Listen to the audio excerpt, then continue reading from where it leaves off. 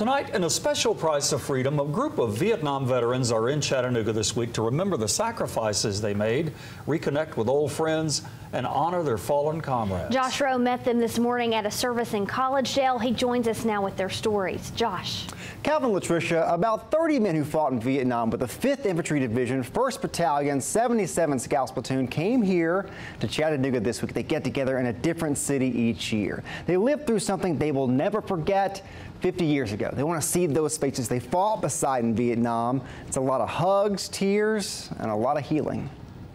And we just give you thanks for those who served, especially for those who gave it all today as we try to honor them. And Lord, we thank you for our family here. And they are family, and God, I just thank you for each one. All of these veterans were part of a scout platoon between 1968 and 1971. The battalion commander, when he wanted to know what the rest of them were going to go up against, he sent us in to find out. They say for years they didn't want to think about, much less talk about, the things they left behind in Vietnam.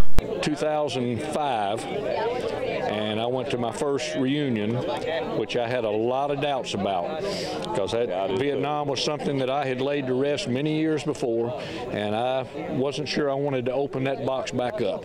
They all started to open that box 15 years ago at their first reunion, the first time they'd seen each other in 35 years. We was a partner in our life. We was 18, 19 years old, and we had to depend on each other. There wasn't no such thing as, hey, I don't like you.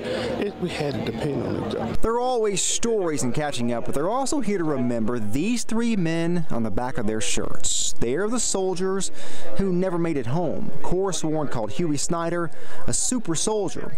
He told us what happened to another one of these men as well. Rocky died when I got injured. I stepped on a mine.